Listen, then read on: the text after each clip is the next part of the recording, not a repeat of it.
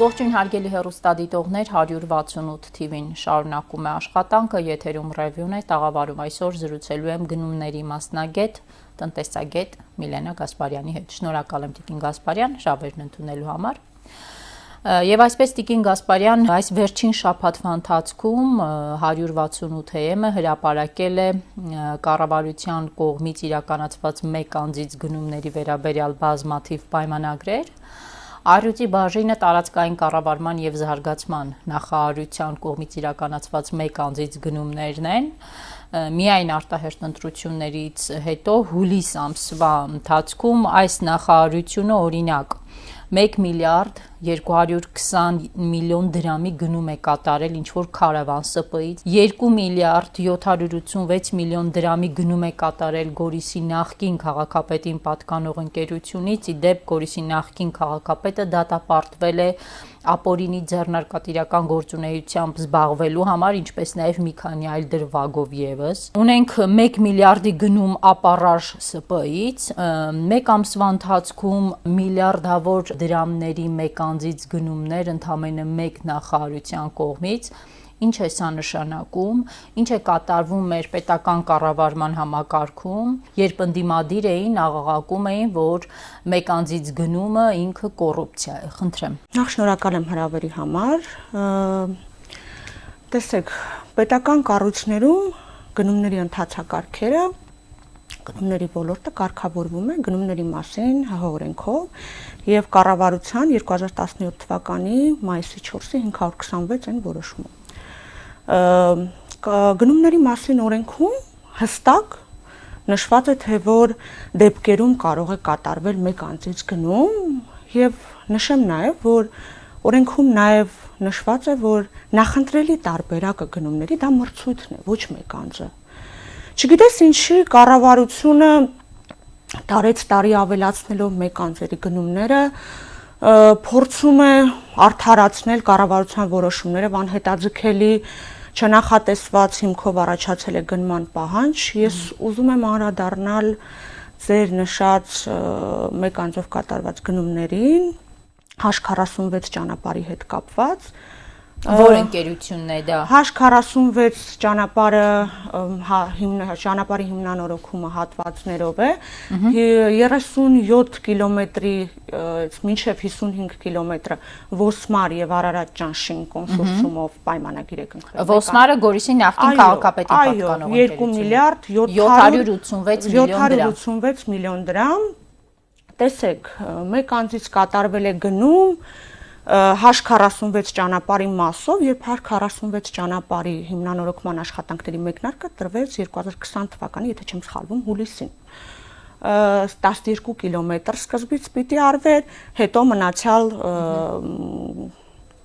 ճանապարհի հիմնանորոգումը։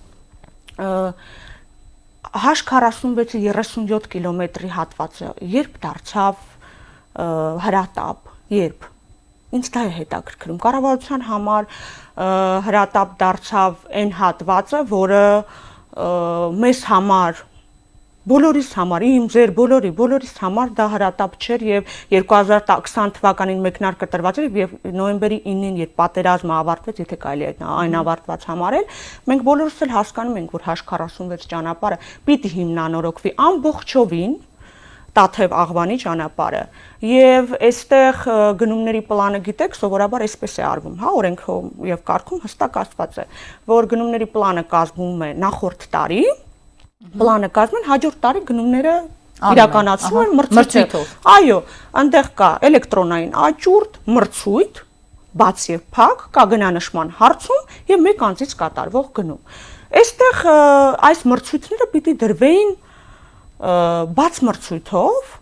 եւ բաց մրցույթն էլ ունի հնարավորություն օրենքում 20-րդ գնումների մասին օրենքի 20-րդ հոդվածի երկրորդ մասով այնտեղ առանձնացված է երկրորդ եւ չորրորդ մասով թե որ դեպքերում հա քանի օր պիտի կիրառել մինչեւ 200 միլիոն գնումների բազային միավորի մինչեւ 200 միլիոնը պետք է մենք 15 առնվազն օրացուցային օր ունենանք, 200 միլիոնը գերազանցող գնումները մենք պետք է իրականացնենք առնվազն 40 օրացուցային օր եւ եթե մենք ունենք գնման անհետաձգելի պահանջ, մենք կարող ենք կիրառել 15 օրացուցային օրը։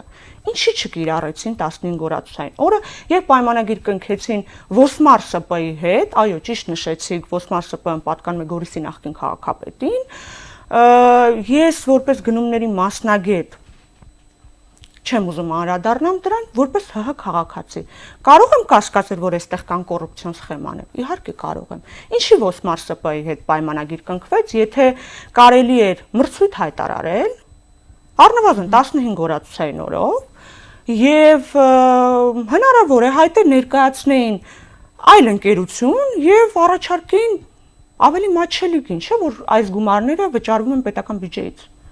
Եվ մենք այդտեղ ունենայինք տնտեսություն։ Ինչու չեն հայտարարում երբևէ մրցույթներ։ Եվ եթե մենք նայում ենք կառավարության կայքում տեղադրված մեկ անձից գնումների պայմանագրերը, այսպես նշված է ժամկետներն են պատճառը, հրատապ է, հա, ինչու է դարձել ճանապարհների հիմնանորոգումը այս իշխանության համար հրատապ։ Տեղավորվում է առհասարակ որևէ ճանապարհի շինարարություն, աշխատանք այդ հրատապ ձևաչափի մեջ։ Եթե ինչ-որ արտակարգ դեպք չի պատահել, փլուզում չի եղել, հրատապը մյուս տարբերակում ինչպես հասկանալ։ Գիտեք, ինձ համար էլ է շատ զարմանալի, ես ուզում եմ մի դիտարկում անենք, H46-ը հրատապ դարձավ երբ։ Միգուցե H46-ը Սա իհարկե իմ սուբյեկտիվ կարծիքն է, միգուցե H46-ը շուտով դառնալու է հիմնական ճանապարհ, չէ՞ որ H46-ը Սյունիքում այլընտրանքային ճանապարհ է, հիմնական ճանապարհը M2-ն է։ Միգուցե մենք խնդիրներ ունենք, որոնց մասին մեր համակարգացիները դեռ չգիտեն այդ մասին։ Նկատի ունեք Սյունիքում գուցե իշխանությունը գնա տարածքային զիջումների եւ H46-ը այլընտրանքայինից դառնա հիմնական։ Չէ՞ որ M2 հիմնական ճանապարհին մենք ամեն օր ականատես ենք լինում տարբեր միջոցառումների, ամեն օր ադրբեջանցիները առաջ են գալի, ադրբեջանցիները մեր մեքենաների վրա քարեր են նետում, գերիներ են վերցնում, մենք բոլորս դա տեսնում ենք, գիտենք։ Հիմա իշխանության են մարդիկ, որոնք երբ ընդդիմություն էին, երբ ՀԿ սեկտորում էին զբաղված, ամենաշատն էին բարձրաձայնում տվյալ պահին գործող իշխանության կողմից իրենց բնորոշմամբ կոռուպցիոն դրսևորումների մասին։ Եվ կոռուպցիոն դրսևորումների անվան տակ, օրինակ, իրենք անդադ թափահարում էին մեկ անձից գնումները։ Ես օրինակ հիշում եմ, թե մեկ անձից գնումների վերաբերյալ ինչպիսի սեմինարներ ու քննարկումներ էր կազմակերպում Transparency International հակակոռուպցիոն կենտրոնը։ Հիմա այդ նույն կենտրոնը այս աղաղակող մեկ անձից գնումների վերաբերյալ նման սեմինարներ եւ քննարկումներ չի կազմակերպում, ինչպես հասկանանք։ Գիտեք, կառավարությունը պոպուլիստական հայտարարություններով հայտնի է բոլորիս եւ մեկ անձից կատարվող գնումները միշտ եղել են ամենառիսկայինը, գիտեք, այստեղ կոռուպցիոն սխեմաները ամենաշատն են, եղել կան եւ կլինեն։ Եվ մեկ անձից կատարվող գնումները պետք է տարեց տարի ավելի քչացվեն։ Ինչի՞, որպեսզի մրցակցային դաշտը ավելի ազատ լինի։ Իսկ մենք այսպես ինչ ենք անում։ Մաշեցնում ենք մրցակցային դաշտը հավասարեցնելով 0-ի։ Ես այստեղ ուզում եմ մեկ օրինակ էլ բերել, փաստերի ինձ մոտ է, նախորդ տարի կառավարության հունիսի 25-ի կառավարության 2020-ի, այո, 2020 թվականի հունիսի 25-ի կառավարության 1085 են որոշման մեջ նորից հիմք ընդունելով գնումների մասին ՀՀ օրենքի 20-րդ հոդվածի, 23-րդ հոդվածի առաջին մասի երկրորդ կետը եւ կառավարության 526-ային որոշման 23-րդ կետի 5-րդ ենթակետի B պարբերությունը, սա իրենց ամենասիրելի հիմքն է։ Որոշում են տեխնիկական հսկողությունը, ճանապարհների, այո, մի շարք ճանապարհների հիմնանորոգման աշխատանքների տեխնիկական հսկողությունները միավորել եւ թույլատրել տարածքային կառավարման եւ ենթակառուցվածքների նախարարությանը պայմանագիր կնքել Cox Consult ընկերության հետ 527 միլիոն դրամի պայմանագիր։ Մեկ այլ որոշումով նորից ճանապարհների հիմնանորոգման աշխատանքների տեխնիկական հսկողությունները միավորում են եւ պայմանագիր են կնքում Edis International ընկերության։ Ընկերությունների անունները ինչ են ասում։ Ընկերությունների անունների հետ կապված որևէ բան չեմ կարող ասել, ընդհանրապես կարող եմ ասել, որ սրանք տեղական ընկերություններ չեն, մեկը գերմանական, մեկը իտալական ընկերություն է։ Ինձ մոտ ուղղակի հարց է առաջանում։ Մեր տեղական տեղհսկիչները բոլորս էլ գիտենք, որ մենք ունենք բավականին խելացի տեղհսկիչներ տեղական Հայաստանում, եւ նրանք բոլորը գոյատևում են գնումների մրցույթների մասնակցելով, շահելով, անցած տարի ստացվում է, որ նրանք բացարձակ գործ չեն ունեցել։ Այս մարդիկ մնացել են անգոտ։ Մեկ անձից միավորել եւ գնումները տվել են այդ արտասահմանյան ընկերություններին։ Այո, եւ այստեղ ուզում եմ շեշտել մեկ կարևոր հանգամանք։ Ինչու երբ քաղաքաշինության նորմերով տեխնիկական հսկողությունը սահմանվում է շինարարության մինչև 2%։ Նախագիծը շինարարության 10%-ն է, հեղինակային հսկողությունը 0.6%-ը, որպեսզի բարձր լինի պատկերը։ Տեխնիկական հսկողության համար սահմանում են մինչև 5%, ավելացնում են։ Այո, եւ դրանից հետո մեկ անձով կատարում են գնում։ Միավորում են բոլոր այս ճանապարհ, մի շարք ճանապարհների հիմնանորոգման աշխատանքների տեխնիկական հսկողություններ եւ պայմանագիր են կնքում Cox Consult-ի հետ եւ Edis International ընկերության հետ։ Իդեպ վերահսկողական ծառայություն իրականացնող ընկերությունների հետ կապված նմանատիպ մի պայմանագիր էլ Պապիկյանի ղեկավարած գերատեսչությունը կնքել է փոխվարչապետ Տիգրան Ավինյանի գրասենյակի ղեկավար Բագրատ Բադալյանին պատկանող ընկերությունից, Ճան նախագիծ ՍՊ-ից Բադալյանը միջև պետական կառավարման համակարգում աշխատանքի անցնել է, այնտեղ եղել է փոխտնօրեն 36 միլիոն դրամի։ Փաստորեն ամփոփելով այս հատվածը մենք ինչ ենք տեսնում, որ տարածքային կառավարման եւ ենթակառուցվածքների նախարարությունը Պապիկյանի ղեկավարած այն Պապիկյանի, որը քարոզարշավի ողջ ընթացքում խոստանում էր, որ իրենք մուրճով են պայքարելու կոռուպցիոն դրսևորումների դեմ, նույն մուրճը չի կիրառում, օրինակ նույն մեկ անձից գնումների պարագայում, որոնք կոռուպցիոն ռիսկ են պարունակում։ Ամենաբարձր։ Իդեպ Տիկին Գասպարյան, ճիշտ են իմ թվերը, որ առհասարակ գնումների 30%-ը իրենք փաստորեն անում են մեկ անձից։ Ավելի շատ Հիմա ավելի շատ։ Տեսեք, ոչ միայն մեկ անձից այդ գնումներն են անում, օրինակ ճանապարհների շինարարական աշխատանքներ, այլ նաև այլ միջոցառումներ եւս, օրինակ 2019 թվականին կառավարությունը ընդունեց ռազմավարություն իբրև թե մինչև 2030 թվականի վերաբերյալ ռազմավարություն էր, այն Փաշինյանի ձեռագիր երկտող իրականություն դարձնելու մասով, այն ժամանակ պետական բյուջեից հատկացվեց $100,000 եւ այդ $100,000-ի ուղիղ կեսը մեկ անձից գնում արեցին, հիշում եք Անտարեսից այն հայտնի պաստառները փակցնելու համար։ Թե ինչ եղավ այդ ռազմավարության հետևանքը մինչև 2030 թվականը, որևէ մեկս չտեսանք, պաստառներ նաև փակցված են, բայց ռազմավարությունը կյանքի կոչվեց թե ոչ, որևէ մեկը չգիտի։ Հիմա տեսեք, դա այսպես անկատար մնաց, Եվս մեկ անգամ կառավարությունը ինչ-որ նոր ռազմավարության մասին է խոսում, նախագծի հեղինակը փոխվարչապետի գրասենյակն է,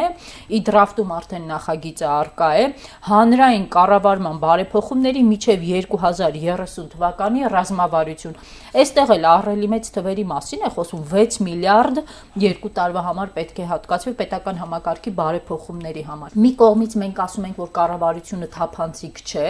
իրենք պնդում են, որ իրենք պայքարում են կոռուպցիայի դեմ, մյուս կողմից մենք տեսնում ենք այս կարգի գումարների հատկացում եւ արդյունավետությունը այդ գումարների հատկացման չենք տեսնում, սա ինչի մասին է խոսում, փող է մսխվում այս կերպ, ինչ է արվում։ Կառավարությունը կարծես ավանդույթ է դարձրել իր համար եւ յուրաքանչյուր կառավարության նիստին ինչ որ մի ամբողջաճո հայտարարություն է անում, ինչ որ ռեկորդների մասին է խոսում, ես ձեզ ասենց ասեմ, տնտեսական բարիք ստեղծողը մարդն է եւ այս հայտարարությունները մարդկանց սպասելիքներ են, ձևավորում, մարդկանց մոտ սպասելիքներ են ձևավորում, երբ մարդկանց սպասելիքները արդարացված չեն, առաջին անդրադարձը բացական առումով տնտեսության վրա է, նշեցի, քանի որ տնտեսական բարիք ստեղծող հենց ինքը մարդն է եւ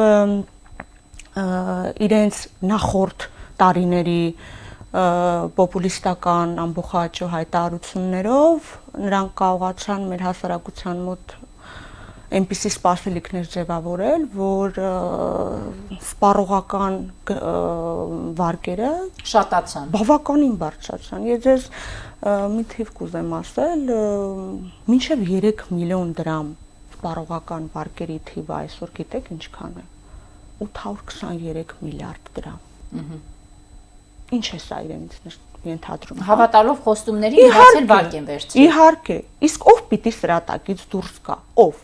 Կառավարությունը սպառողական վարկերը շակ չի բարձրանում։ Իհարկե։ Աշխատավարձների մասով, ուզում եմ նաև իդեպ աշխատավարձներին էլ անդրադառնամ։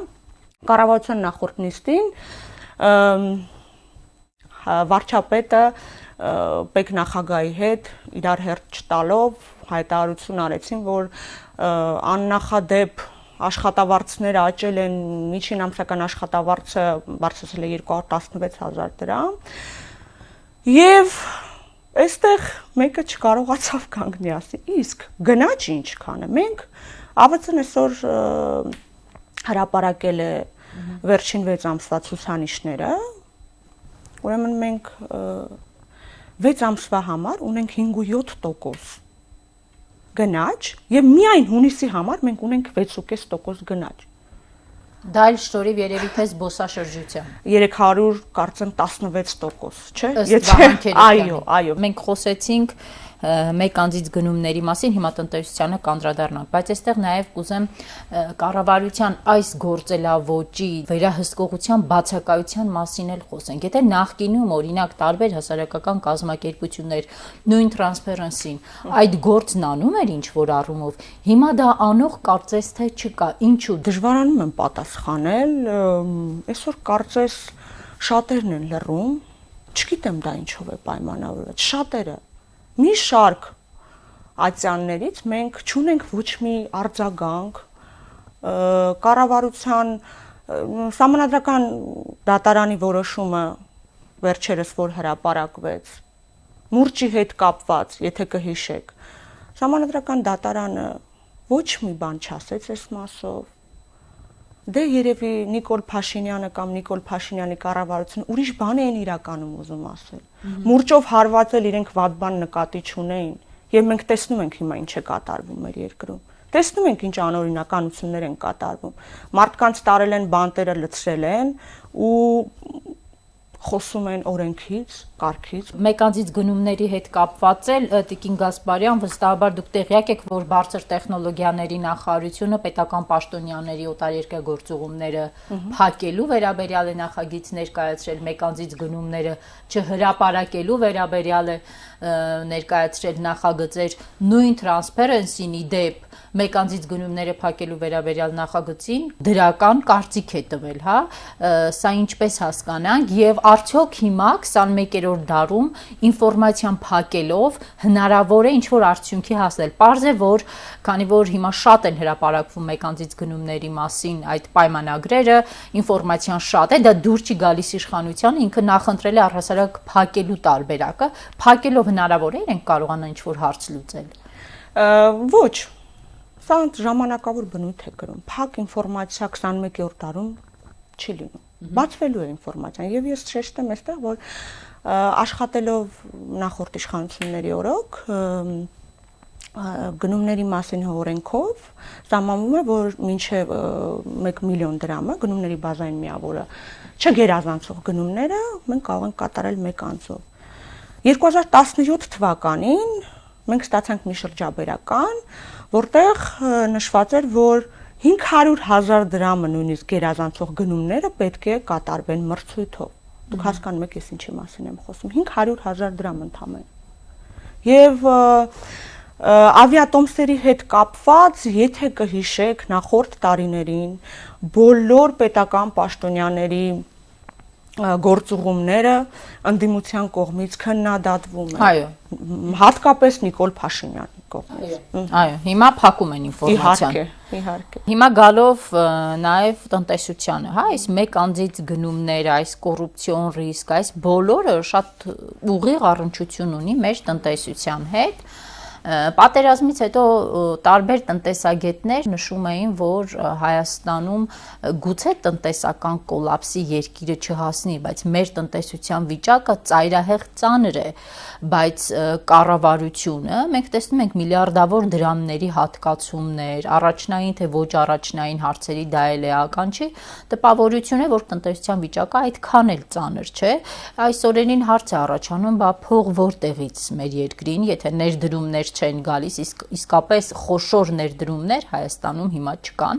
փող որտեղից մեր երկրին, որ զուգահեռ նաև կարողանում են նման ծրագրեր իրականացնել, օրինակ ամենավերջինը եկեք հիշենք, падգամավորների այսպես ձեռքի ծախսի փողը 50,000 դրամը դարձրեցին 250,000 դրամի։ Տպավորություն է, որ պետական կառավարման համակարգը խնայողության ռեժիմի վրա չէ, հետևապես փող կա, որտեղից եթե ներդրումներ չկան, եւ արդյոք այս կառավարությունը կարողանում է նույն ընթացիկ ծախսերը հոգալ բացառապես արտաքին պարտքի ավելացման հաշվին։ Կառավարությունը ընթացիկ ծախսերը պետք է վերանայի հենց այսօր։ Ասեմ ինչու։ Նկատի ունեք կրճատի վերանայել ասելով։ Իհարկե, հրաժարվի պարգևավճարներից։ Իհարկե, ասեմ ինչ։ Քանի որ մենք 2020 թվականը փակեցինք 8 միլիարդ դոլար պետական պարտքով, որը ավել էր նախորդ տարվա համեմատ 8.9%, 2021 թվականին մենք ունենք, այսօրվա դրությամբ մենք ունենք 8 միլիարդ 816 միլիոն դոլար պարտք, որը ավել էր նախորդ 20 թվի համար 11%, եւ այստեղ մենք պարտքնա հարաբերակցությունը արդեն հասնում ենք 70% շնորհ։ Հատել ենք նորմը 60%-ը, հասնում ենք արդեն 70%-ին։ Անցած տարի փակել ենք 63.5%-ով, այս տարի հասնում ենք 70%-ի։ Ինչ է սա իրենից ենթադրում, հա? Ինչ է սա նշանակում։ Մենք պետք է ընթացիկ ծախսերը վերանայենք։ Մենք պետք է ես ֆիսկալ կանոնների մասին եմ խոսում, ինչ պետք է անենք։ Մենք պետք է վերանայենք ընթացիկ ծախսերը, մենք պետք է ավելացնենք կապիտալ ծախսերը։ Մենք այսօր ունենք բյուջեի դեֆիցիտ 341 միլիարդ, ինչը ավել է կապիտալ ծախսերից մոտավոր 120 միլիարդով, պետք է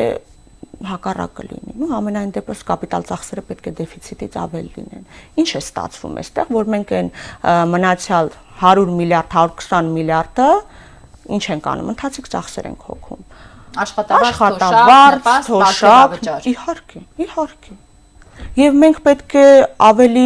ուշադիր լինենք, մենք պարտքի ետևից վերցնելով, այստեղ ծուղակի մեջ ենք ընկնում, գիտեք, պարտքը վերցնում ենք, որպեսզի նախորդ պարտքը փակենք, նոր պարտք ենք վերցնում այսօրվա պարտքը փակելու համար։ Այստեղ նաև ուզում եմ անդրադառնալ Եվրոմիության 2.6 միլիարդին իշխանությունը շատ է հարցը թմբկահարում։ Այո, ամբողջ համացանցն է դրա մասին խոսում, այո։ 2.6 միլիարդ եվրոյի մասին խոսելիս մենք պետք է հասկանանք 2.6 միլիարդ եվրոյի մեջ որ հատվածն է դրամաշնոր եւ որ հատվածն է պարտք հստակեցված չի դեռ հələ հստակեցված այսինքն պարտք է դա Հայաստանին տրված անհատույց փող չէ դա պարտք է անհատույց գումար չի բայց մարդկանց մոտ հերթական կառավարության պոպուլիստական հայտարարությունը մարդկանց մոտ ինչ որ սպասելիքներ են ձևավորվել մենք հեսա լավ ենք ապրելու Եվրոմիությունը գումար է տալու երկիրը զարգանալու է ծրագրերը լավն են բավականին ասեմ ծրագրերը լավն են ծրագրերը եթե նորմալի կատարածվի եթե գնումներ կազմակերպվի մրցույթներով ոչ մեկ անձերով ինքը բավականին հագեցած ծրագրերով լի գումար է, բայց այստեղ պարտքի մասը պետք է առանձնացնել, քանի որ ինքը թող բոլորը դա իմանան, ես հայտարարում եմ, ինքը դրամաշնոր չի ամբողջովին։ Դրամաշնորը մի հատվածն է, հստակեցված չի, եւ մնացյալ գումարը վարկ է, վարկ, պետության համար վարկ։ Մենք այսօր ունենք 13 միլիարդ հնա եւ ունենք 9 միլիարդ պետական պարտք։ Դա գուցե բերի նրան, որ հաջորդ տարի Հայաստանին այլևս նաև վարկով փող չտան։ Կտան։ Իսկ ինչ կան։ Ավելի թանկ տոկոսներով։ Իհարկե։ Պարտք միշտ էլ կտան։ Սակայն ինչ գնով պարտք։ Այս դեպքում տնտեսությունը ուր է գնում, այս իշխանությունը, գործող իշխանությունը, որը վերընտրվեց, տնտեսությունը որտեղ է տանում։ Օրինակ, կառավարության նիստերի ժամանակ ընդունվում են նախագծեր սուբսիդավորման վերաբերյալ, ինտենսիվ այգիների վերաբերյալ, էկոնոմիկայի նախարար Վահան Քերոբյանը դրանք համարում է չնաշխարհիկ նախագծեր առնչվող գյուղատնտեսությանը։ Մյուս կողմից մենք խոսում ենք այն մասին, որ Հայաստանի Հանրապետություն խոշոր ներդրումներ չեն գալիս, որովհետև որևէ խոշոր ներդրող չի գնա մի երկիր, որն ունի օրինակ անվտանգային նման համակարգ, որի սահմաններն այս կարգի անպաշտպան են, հետևապես փոքր ներդրումներով եւ այսպիսի իրավիճակով մենք ուր ենք գնում եւ հնարավոր է, որ գործող իշխանությունը ելքը գտնում է Հայաստան-Թուրքիա բարեկամության եւ բաց ճանապարհների միջև։ Ներդրումների հետ կապված ես կարծում եմ նախ ուզում եմ անդրադառնալ Վահան Քերոբյանին, չնաշխարհիկ նախագծերին, որ Հայաստանը դրախտ է ներդրողների համար, տեսեք, ներդրողները իրենք շատ զգայուն են եւ ներդրողները որևէ երկրում մեծ ներդրումների մասին է խոսքը ներդրում անելու համար իրենց համար հարկավոր է տվյալ երկրում քաղաքական կայունություն բանկային գաղտնիքի մասին օրենք չունենք, դա էլ չունենք մենք Տիգրան Գասպարյան։ Իհարկե չունենք անվտանգություն դատական համակարգի անկախության մասին ուղղակի լռում եմ Հիմա որ խելացի ներդրողը Հայաստանում ներդրում կանի ես կարծում եմ ոչ մեկ ես ինքս եթե որևէ երկրում հնարավորություն ունենայի ներդրում անելու Հայաստանի նման երկրում երբեք ոչ մի ներդրում չի անի նույնիսկ փոքր քանի որ մենք չգիտենք վաղը մեր երկրի համար լույս բացվելու է թե ոչ մենք ամեն օր ականատես ենք լինում մի շարք խնդիրների գերի են ընկել հովիվը գնաց մոլորվեց Միջև դա մենք տեսնում ենք, չէ, ամուլսարի հետ կապված խոշոր ներդրող, որի ներդրած գումարը մնաց օդից կախված։ Տեսնում ենք, թե կառավարությունը ինչ կերպ է վարվում պետական բյուջե արտարժույթով փող բերող միակ ընկերության Զանգեզուրի կոմբինատի հետ, հա, մուրճով նաև այդ կոմբինատում են շրջում, հետևապես ազդակները ըստ էության ներդրողներին այնքան էլ գրավիչ չեն։ Ուզում եմ առանձնացնեմ ներդրողների հետ կապված, որ ով կգա ներդրում կանի, իրականում ներդրող կլինի Հայաստանում, իսկ ով է այդ ներդրողը։ Ես կարծում եմ, որ թուրքական կապիտալն է շուտով Հայաստան լցվելու։ Թուրքերը այստեղ ներդրումներ կանեն։ Թուրքերը, գիտեք, մեր դարավոր թշնամիներն են, նրանք մեր թշնամին եղել են կան եւ կլինեն։ Թուրքը մեզ երբեք բարեկամ չի դառնա։ Կարող է մեր կառավարության համար իրենք արդեն բարեկամներ են, բայց նրանք մեր բարեկամ երբեք չեն դառնա։ Եվ հեղեղելով մեր շուկան թուրքական կապիտալով, մի քանի տարվա ընթացքում մեզ կուլ կտան։ Հավատացեք մեզ։ Զենք այլևս պետք չի լինի։ Իհարկե, միշտ էլ ուժեղները թույլերին կուլ են տալի։ Սա ընդունված կանոն է։ Տեղյակ եք, չէ, որ ապօրինի գույքի բռնագանձման օրենքով արդեն իսկ 21 մարտ անցնում է, հա, եւ իշխանությունը եւ քարոզարշավը ողջ ընթացքում էր հիշեցնում, որ ապօրինի գույքի բռնագանձման մասին օրենքը կյանքի են կոչել, ահա գույքերը պետք է բռնագանձենք եւ նաեւ հիմա, երբ խոսում են տնտեսության, ներդրումների մասին, լավ ապրելու մասին, իշխանության տարբեր ներկայացուցիչներ հիշեցնում են ապօրինի գույքի բռնագանձման մասին օրենքը։ Հիմա օրինակ Անդրանիկ Քոչարյանն ասում է այդ դղյակները բռնագանձելու ենք, կսարքենք մանկապարտեզներ։ Նախ հարց է առաջանում, հաշվի առնելով Ծաղկաձորի Golden Palace-ի օրինակը, որը բռնագանձել 3 անգամ դրել են աճուրդի չեն կարողանում վաճառել, ովքեր են դառնալու այդ ապօրինի բռնագանձված գույքերի տերերը, գուցե դառնա դրա տերը օրինակ մի թուրք գործարար, հա, ով է Հայաստանում այդ գույքը գնելու։ Իհարկե, եթե որևէ գույքի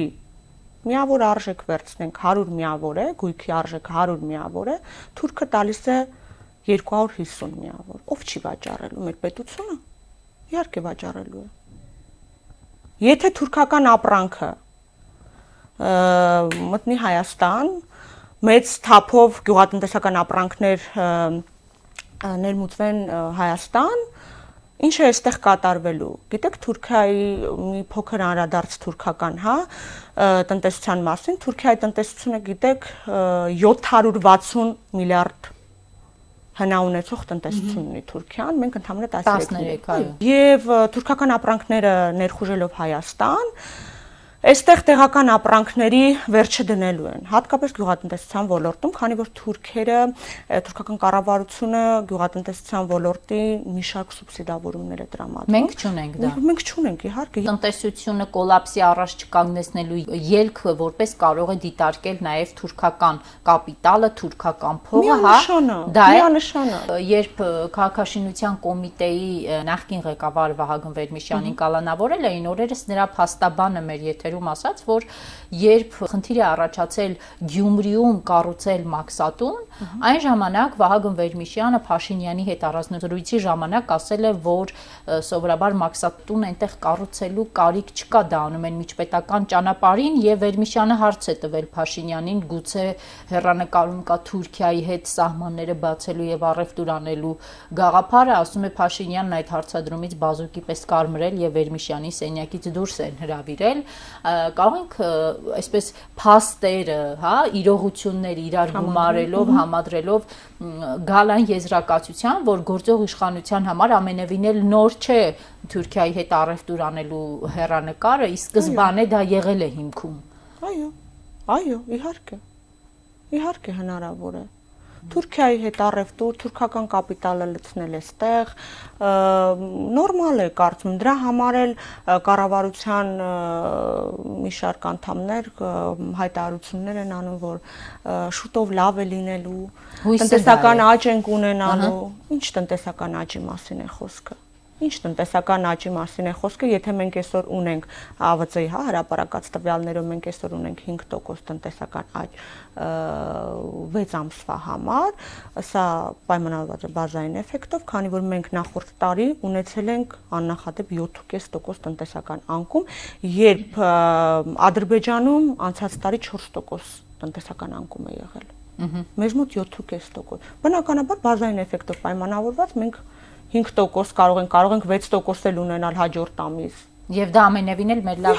տնտեսական վիճակի մասին չի խոսում, եւ քանի որ մենք հաղորդումը սկսեցինք մեկ անձից գնումներով, կուզեմ այդ թեմայով էլ ավարտենք, այն ժամանակ պետական վերահսկողական ծառայության պետ Դավիթ Սանասարյանը, երբ նոր էր նշանակվել այդ պաշտոնում, իր հարցազրույցներից մեկի ժամանակ հպարտությամբ նշում էր, որ իրենք կարողացել են 1 միլիարդ դրամի տենդեր կասեցնել, հա, այսինքն այդ տեսակ վերահսկողություն է այդ կառույցն իրականացրել, հարց արդյոք հիմա պետական վերահսկողական ծառայությունը